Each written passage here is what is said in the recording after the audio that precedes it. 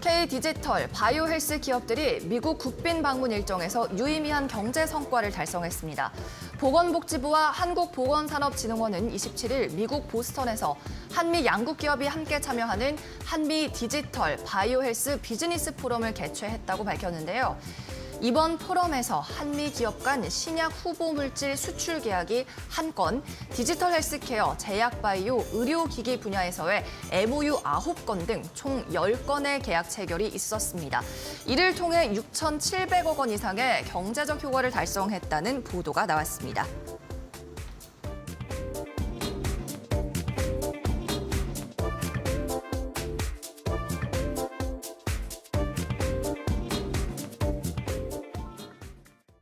네, 이렇게 미국 국빈 방문 일정에서 여러 가지 이슈들, 대통령의 행보가 좀 나오고 있는 상황입니다.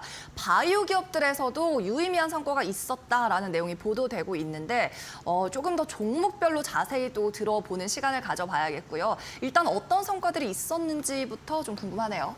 네.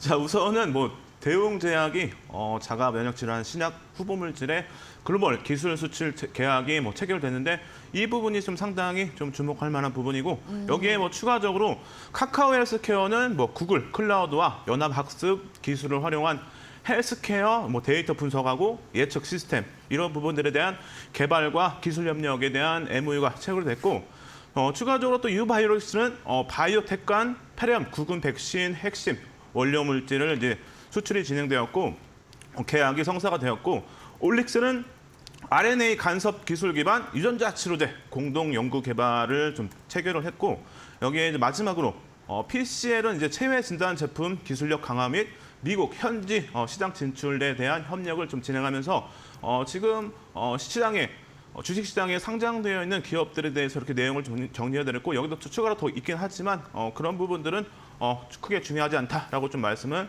드리도록 하겠습니다. 네, 일단은 관련해서 제약 바이오 쪽에서 계약이라든지 MOU가 나온 기업들 가운데 상장사를 좀 추려서 말씀해 주셨습니다. 대웅제약, 유바이오로직스, 올릭스 그리고 PCL 등이었는데 자, 그런데 바이오주가요. 사실 갈 듯 말 듯 하면서 또 시원하게 상승이 안 나왔었잖아요. 이제 좀 바닥을 이제는 다졌다라고 봐도 될까요? 네, 우선 제가 볼 때는 기술적 흐름 기준에서는 전체적으로 몇 종목을 제외하고는 제약 바이오 업종들이 기술적으로는 바닥 구간을 지금 어느 정도 진입하고 있다라고 또 좀 보여지기 때문에 지금 제약 바이오들을 또 주목해야 될 부분은 시장이 또 쉬어간다면 그렇다면은 제가 볼 때는 두 가지 섹터를 조금 볼 필요가 있는데 제가 앞서 이전 방송에서 말씀드렸듯이 곡물, 사료 그리고 그 외에 이제 바로 한 가지 더 본다면은 제약 바이오를 좀 봐야 될 텐데 아무래도 오늘 이슈 내용을 좀 참고했을 때 주목할 만한 종목이 좀 있겠죠. 그래서 그 종목에 대해서 좀 언급을 드리도록 하겠습니다. 예. 어떤 종목들이 있을까요, 그러면? 좀 많이 볼 필요는 없을 것 같고 오늘 기준에서 가장 조금 이슈가 됐던 종목을 다시 한번 좀 말씀드리면 바로 대웅제약인데 이 대웅제약이 에디터 바이오사의 자회사인 비탈리 바이오와 자가 면역 질환 신약 후보 물질에 대한 글로벌 기술 수출의 계약을 좀 체결하면서 이 부분이 좀 상당히 좀 긍정적인 내용인데 이 부분을 좀 자세하게 보면은 지난해 8월에 이제 FDA로부터 일상에 대한 시험 계획 승인을 받아서 지금 계속 진행 중에 있고 여기에 추가적으로 더 이 계약 관련해서 말씀을 좀 드린다면은 이 로열티를 좀 제외하고 계약금, 선수금만 145억 원을 포함해서 약 6,300억 원 정도 수준이기 때문에 이 부분이 상당히 주가에 좀 긍정적인 영향을 좀 줄 수 있을 것으로 보여집니다. 그래서 이런 부분들을 좀 체크할 필요가 있고 여기에 추가적으로 대웅하고 대웅제약을 좀 볼 수가 있는데 저는 아무래도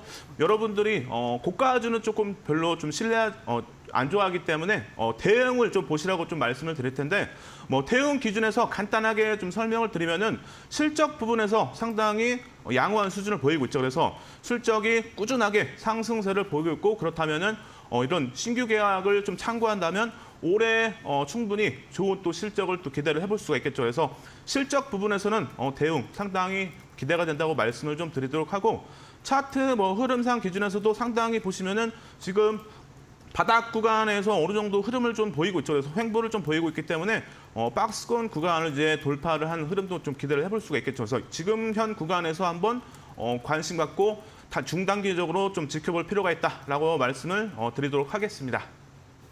네, 알겠습니다. 일단 바이오 주 섹터는 전반적인 순환매보다는 종목별 움직임을 좀 봐야 될 것 같다라는 말씀, 그만큼 옥석 가리기가 중요한 섹터가 될 것 같습니다.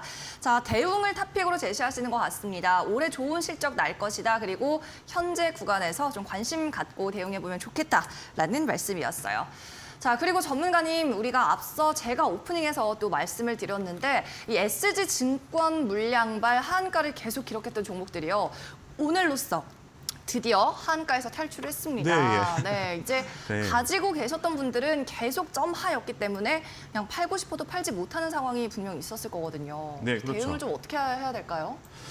자, 우선은 제가 수요일 방송에서 언급을 좀 드렸죠. 그래서 아마 어제와 오늘에 어느 정도 다 하한가가 풀릴 것이다라고 좀 말씀드렸는데 제가 말씀드린 구간에서 대부분 다 종목들이 하한가가 풀리면서 오늘 좀 강한 흐름을 보였죠. 그래서 하한가가 풀렸다는 것은 아무래도 CFD 반대 매매 물량은 충분히 다 출회된 것으로 보여지기 때문에 이제는 추가적인 반등 한번 또 기대를 해볼 수가 있죠. 그래서 기술적인 흐름을 좀 지켜봐야 되는데 여러분들에게 수요일 방송에서 언급해드렸던 종목들 다시 한번 또 살펴보도록 하겠습니다. 그래서 첫 번째 기준에서는 삼천리인데 삼천리가 상당히 지금 오늘 좋은 흐름을 보이고 있죠. 그래서 오늘 상승세를 좀 보이면서 제가 여러분들에게 말씀드렸던 구간은 15만 원 이하에서 하한가가 풀릴 것이다라고 말씀드렸는데 정확하게 오늘 하한가가 좀 풀리면서 상승세가 좀 나왔죠. 그래서 오늘 거래량 보시면은 대략적으로 300만 주 넘는 거래량이 수반이 됐는데 제가 볼 때 여기 추가적으로 더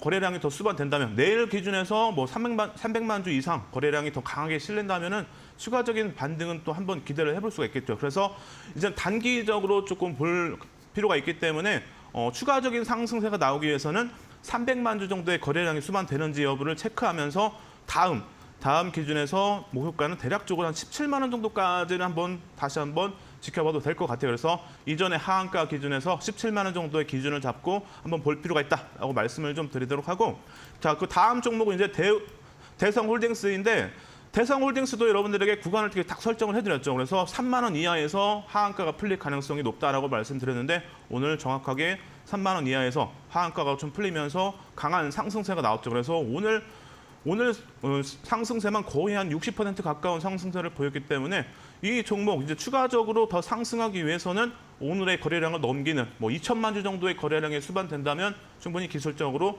상승 흐름 기대해 볼 수 있다라고 좀 말씀을 드리고 하고, 자, 다음 종목 성광도 여러분들에게 체크를 좀 해드렸죠. 그래서 3만 원 정도 구간에서 오늘 하한가가 좀 풀리면서 상승 흐름 나왔는데 앞에 종목하고 동일하고 또 볼 수가 있겠죠. 그래서 기술적으로만 봐야 되기 때문에 거래량 기준에서는 최소 1,500만 주에서 많게 2천만 주 정도 실린다면은 6만 원까지도 한번 볼만하다라고 이렇게 말씀을 좀 드리도록 하고, 자, 다음으로 서울가스 기준에서도 여러분들에게 구간을 설정을 해드렸죠. 그래서 두 번 기준에서 보시면은 대략 13만 원 이하에서 하한가가 풀릴 가능성이 있다라고 말씀드렸는데 오늘 하한가가 좀 풀리면서 상승 흐름이 나왔는데 지금 오늘 기준에서 거래량 보시면 어제와 동일하게 대략 200만 주 정도의 거래량이 수반됐는데 그렇다면은 오늘의 거래량 기준에서 200만 주 정도의 거래량에 다시 한번 실려준다면은 다음 하한가가 풀렸던 구간까지 한번 상승 흐름 기대를 해볼 수가 있겠죠. 그래서 16만 원 정도까지 한번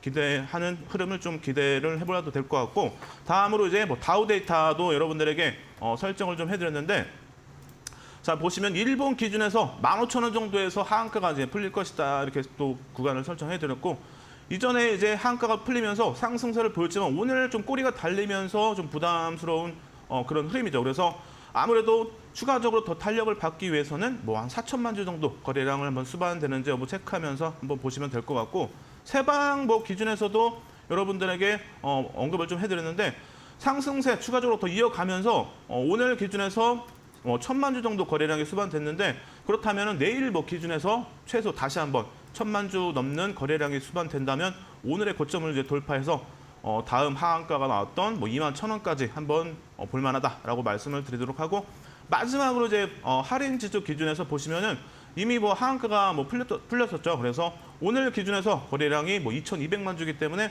기술적인 흐름 기준에서는 최소 2,500만 주 정도의 거래량이 수반된다면 오늘의 고점을 넘어서 이전에 하한가 기준에 4월 24일 저가 기준인 뭐 11,000원까지 한번 뭐 기대를 해볼 수 있다라고 이렇게 말씀을 드리면서 정리를 해드리도록 하겠습니다.